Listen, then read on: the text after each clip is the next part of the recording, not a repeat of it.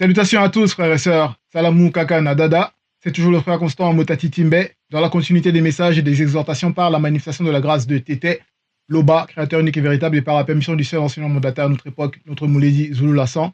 Nous allons encore aller dans Kalatambale, le livre de la vérité, Bible, la seule Bible authentique, disponible dans les éditions zululassan.com.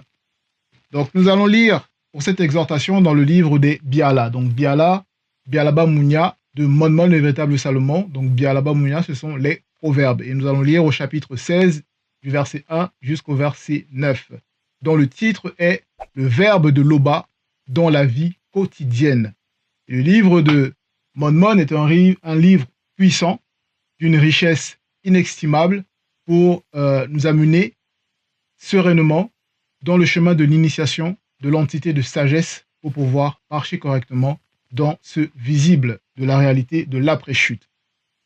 Donc, le verbe de Loba dans la vie quotidienne. Donc, longue bunyate nayala Loba.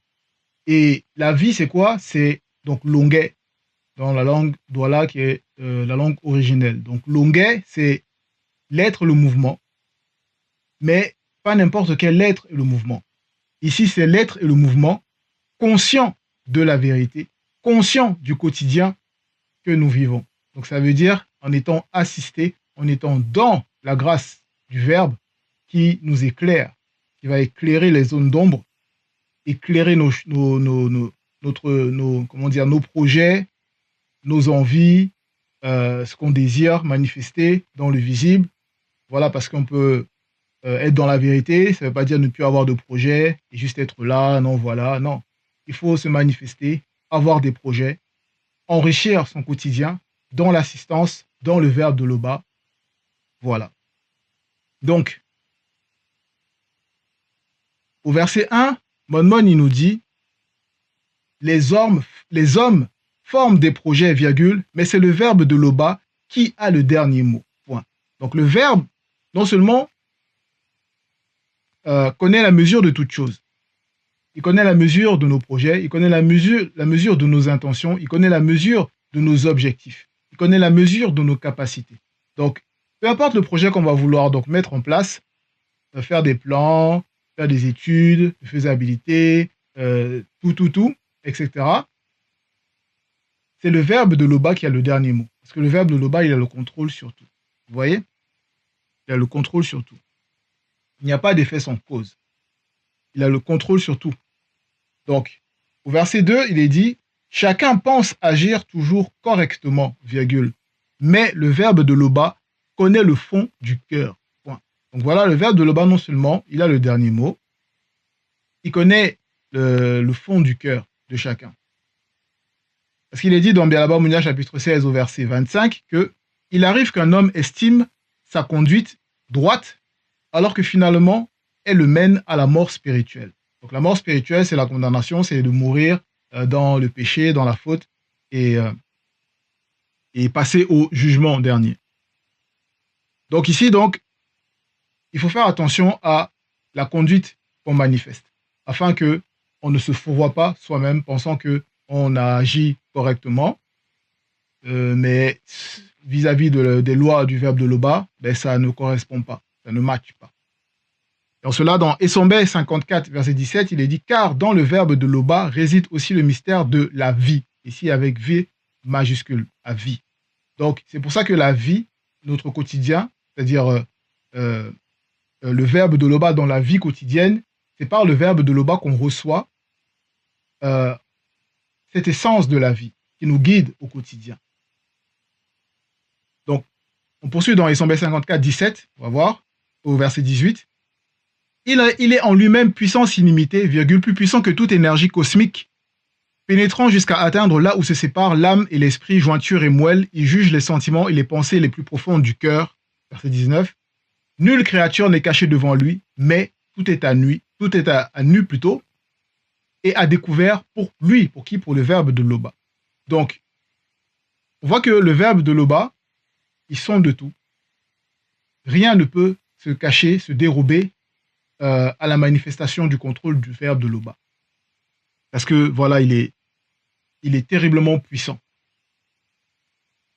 On poursuit toujours dans Essombe 15, 8, 9. Quel homme peut savoir ce qui se passe dans un autre homme? Parce que, comme je disais, le verset qu'on a lu, il y en a qui pensent agir correctement. Donc, il y a des personnes qui, dans leurs mouvements, leurs agissements, leur conduite, donc elles pensent agir correctement.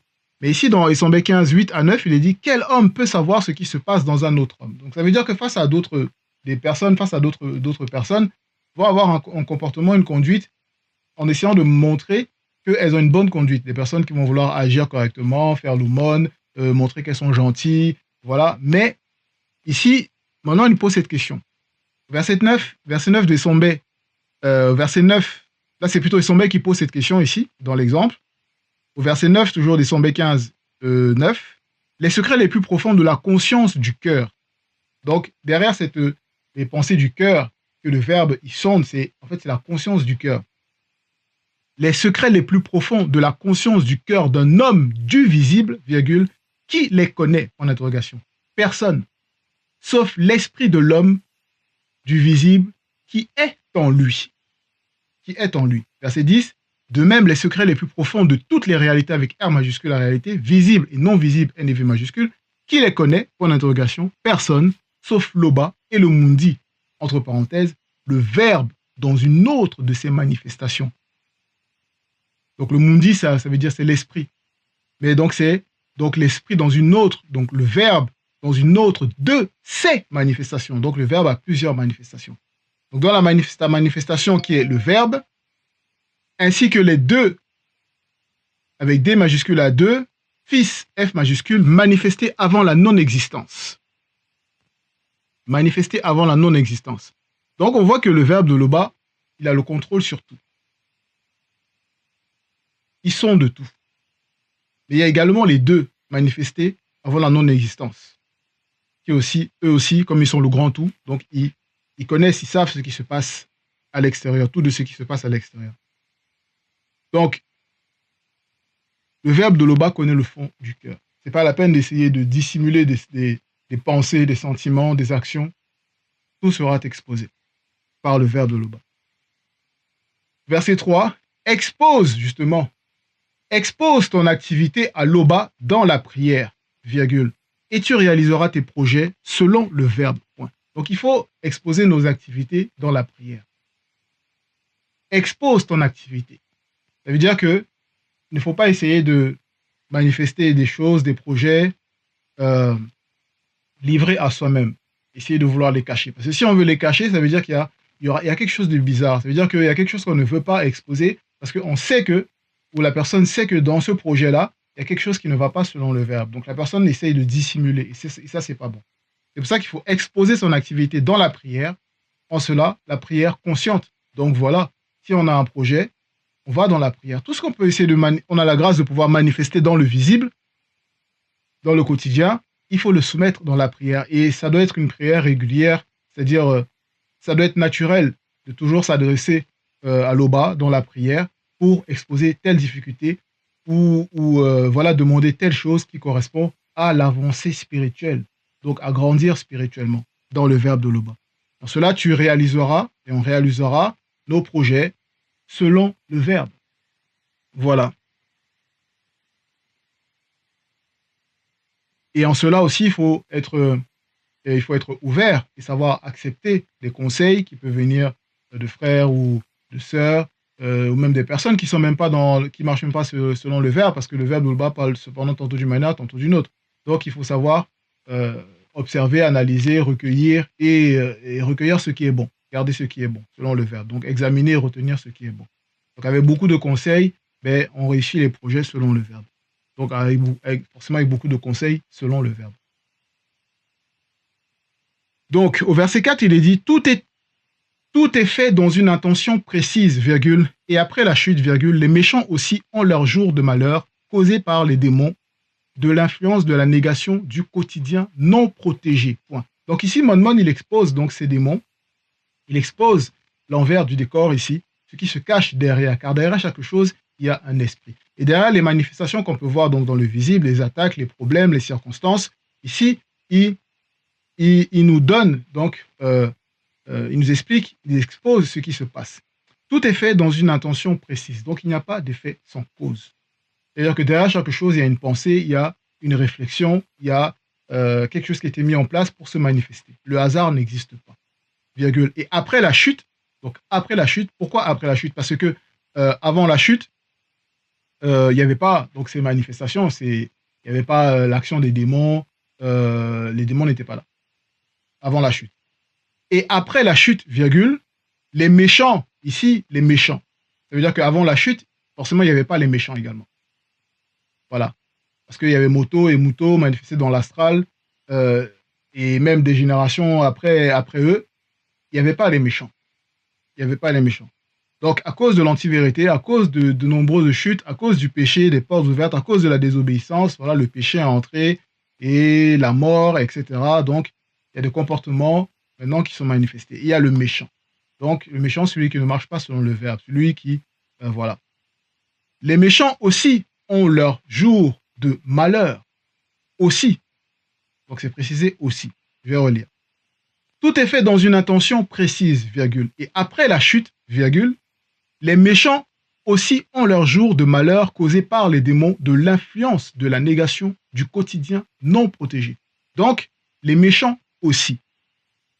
Pourquoi les méchants aussi? C'est précisé les méchants aussi. Ça veut dire que quelqu'un, il peut être juste, certes, pas être méchant, mais les démons aussi attaquent. Peu importe que tu marches dans la vérité, que tu ne marches pas dans la vérité, les démons, ils attaquent tous ceux dans le visible pour essayer d'éteindre tout le monde. Donc les méchants aussi ont leur jour de malheur causé par les démons de l'influence de la négation du quotidien non protégé. Donc ce sont ces démons-là qui, par l'influence de la négation du quotidien non protégé, causent le malheur. Et avant que ces démons de l'influence de la négation du quotidien non protégé ne puissent se manifester, il y a les démons de circonstance qui agissent et se mettent en place. Donc, on va dans... Là, c'est le livre de la démonologie, donc l'étude interdite de la science du démon, à la page 47, donc le verset 141 à 143. On va lire, où il est dit, pour que les démons puissent agir dans le quotidien d'une personne jusqu'à la possession, parce qu'ici c'est le chapitre par rapport aux 4 étapes de la possession, avant la possession démoniaque, il faut auparavant qu'une espèce de démon connu sous l'appellation de démon de circonstance intervienne. Voilà. Les démons de circonstance sont ceux qui préparent le chemin aux autres démons dans le quotidien de ceux du visible. Une très grande partie de l'humanité est sous l'influence des démons de circonstance et des démons de l'influence de la négation du quotidien non protégé. Vous voyez, donc, ici, donc, dans le livre de la démonologie, où là, notre Mouledi, il expose donc les agissements des démons. Ici, il nous montre que les démons, quand ils agissent, c'est les démons de circonstance. Donc, ils vont manifester une circonstance, peu importe dans le lieu où on se trouve, que ce soit au travail, avec des collègues, dans toute entreprise qu'on essaierait de faire selon le verbe. Il y a les démons qui guettent, les démons de circonstance. Ils vont manifester les circonstances de faire en sorte que telle personne se comporte d'une telle manière, par un langage corporel, qui va faire que voilà, l'autre personne va interpréter d'une certaine manière et ne va pas comprendre ce qui se passe derrière. Et il y a des incompréhensions, voilà. Et pouf, là, la porte s'ouvre, des questionnements, etc. Et puis, il y a les démons de l'influence de la négation, du quotidien non protégé, qui, voilà, ils envoient des mauvaises pensées, la négation. Parce que la négation, c'est quoi? La négation, c'est action de nier, c'est-à-dire qui soutient, qui affirme qu'une chose n'est pas. Dire, expliquer qu'une chose n'est pas vraie. Bon. Mais ça, c'est en profondeur, c'est quoi par rapport à comment, selon le verbe, c'est présent, on doit le comprendre. C'est des personnes, en fait, qui, dans la négation, ils vont ne pas accepter un fait. C'est-à-dire quelque chose qui est vrai, qui est démontré, qui est expliqué, qui est exposé, comme les religieux, ceux qui sont dans les formes de spiritualité, ils n'acceptent pas la démonstration de la vérité spirituelle qui leur est manifestée à cette époque. Donc, eux, ils sont dans la négation du quotidien non protégé. Vous voyez? Donc, le quotidien non protégé, ici, c'est bien précisé. Ça veut dire que la protection qu'on doit avoir dans la vie quotidienne, c'est le verbe de l'Oba. C'est ce bouclier, c'est la barrière, c'est ce qui nous protège. Il fait en sorte que, justement, à cause, comme on a vu, le mécanisme des agissements de ces démons de circonstance et les démons de l'influence de la négation du quotidien non protégé, on soit justement protégé, afin qu'il n'y ait pas de pensée, qu'on ne converse pas avec des pensées négatives qui ne sont pas selon le verbe. Vous voyez? Donc, on poursuit au verset 5. Moudima Beko qui s'est dit a en horreur les hommes orgueilleux, virgule. On peut être sûr qu'ils ne seront pas impunis. Point. Donc, Moudima Beko qui s'est dit, pour ceux qui ne savent pas, c'est l'entité des châtiments en charge du domaine de la nature. Et donc, c'est cette entité qui exerce donc des jugements. Et elle a en horreur les hommes orgueilleux. Parce qu'un homme orgueilleux, c'est celui qui est insensé, qui ne marche pas selon le verbe de Loba. Donc, les personnes orgueilleuses, c'est les personnes donc, qui non seulement n'ont pas la crainte du respect qui est dû à Loba, des personnes qui pensent que voilà, elles peuvent agir seules, elles peuvent tout faire seules, que la vie n'a pas d'importance, que on vit juste et puis après on meurt et puis il n'y a rien, il n'y a pas le jugement, que toutes leurs actions qu'elles vont manifester, que ce soit des paroles grossières qu'elles vont prononcer ou des insultes, etc., que ça n'a pas d'effet, que c'est juste voilà, des personnes qui s'en tapent en fait de leurs agissements et qui n'ont pas conscience, ou même d'autres qui ont conscience des répercussions de ce qu'ils font, mais néanmoins le font. Vous voyez, donc ça dépend aussi à quel niveau on se place. Donc c'est des personnes orgueilleuses, donc Moudima Beko qui s'est dit en horreur de ça. Ça veut dire que c'est pas selon le verbe, ce n'est pas, voilà. On peut être sûr qu'ils ne seront pas impunis. Voilà, parce que il n'y a pas d'effet sans cause. Ça veut dire que chaque action a sa répercussion. Le fait d'être orgueilleux, mais derrière, il y a les répercussions par rapport à cet orgueil. On sait qu'il y a l'entité de l'orgueil qui s'oppose donc aux orgueilleux. Et on peut voir même que ce soit même dans toutes les catégories, les couches sociales, du plus haut, on va dire, par rapport aux dictateurs, ceux qui, voilà, ils terrorisent la population, c'est des méchants. Et après, voilà, leur régime s'écoule. Et comme on peut voir, chaque génération, il y a toujours donc ce genre de manifestation. C'est un exemple. Donc au verset 6, par la bonté et la fidélité, on peut réparer un tort. Point. En respectant l'Oba de la crainte du respect qui lui est dû, virgule, on évite d'agir mal. Point. Donc ici, Monmon, il nous dévoile donc qu'il y a la bonté et la fidélité qui sont deux manifestations très importantes qu'on doit utiliser, donc deux armes qu'on peut utiliser, qu'on doit même utiliser s'il y a un tort qui est manifesté afin de pouvoir réparer ce tort-là. En cela donc, maintenant pour qu'il n'y ait pas de tort, parce que le fait au niveau de la bonté, donc c'est manifester donc des actions qui vont manifester, qui vont générer le bonheur. Voilà. Et la fidélité, donc c'est l'attachement selon la vérité. En respectant l'Oba de la crainte du respect qui lui est dû à l'Oba, virgule, on évite d'agir mal. Donc là, ici, il dévoile encore une autre clé, c'est la crainte du respect qui est dû à l'Oba. Ça veut dire que si on manifeste cette crainte du respect qui est dû à l'Oba, quotidiennement, ça nous évite de manifester un tort. Bon. Il est dit, parce qu'il est dit dans là-bas, Mounia 15, 33. Ici, ça parle même par rapport à la crainte du respect qui est due à l'Oba. Donc, parce que la crainte du respect qui est due à l'Oba, ça initie dans la sagesse. Ça initie dans la sagesse. Donc, la sagesse issue de la vérité. Et le fait d'apprendre dans ce chemin de l'initiation de la sagesse, ça nous apprend à nous faire petits selon la vérité. Petit, ça ne veut pas dire être soumis, se laisser dominer par les autres, mais non, c'est savoir sa mesure. Ne pas avoir une trop haute estime de soi-même, livré à soi-même. Vous voyez? Et en cela, le verbe de l'Oba va nous honorer. Enfin, selon le verbe, pour être honoré plutôt. Voilà. Pour être honoré. Verset 7. Lorsque le verbe de l'Oba approuve la conduite de quelqu'un, il lui donne spirituellement le pouvoir sur ses ennemis. Il lui donne spirituellement le pouvoir sur ses ennemis. Donc, ici, on voit que le fait d'avoir le pouvoir sur ses ennemis, c'est de ne pas être confondu par ceux qui vont venir des contradicteurs, ceux qui vont nous accuser, essayer de fomenter des plans pour nous faire tomber, nous faire chuter, etc., nous faire aller contre le verbe de l'Oba. Donc, la manifestation donc, de la protection du verbe va se manifester de sorte que, à travers notre conduite, même s'il y en a qui vont nous accuser, même s'il y en a qui vont nous pointer du doigt, essayer de manifester des complots et tout ça, néanmoins, il y a le contre-pouvoir, il y en a qui vont reconnaître que notre action, elle est bonne et que voilà, qu'on n'est pas accusable, en fait. Donc, il y aura toujours ces manifestations-là. C'est en cela qu'il faut se tenir attaché au verbe de Loba dans la prière et laisser le verbe de Loba agir.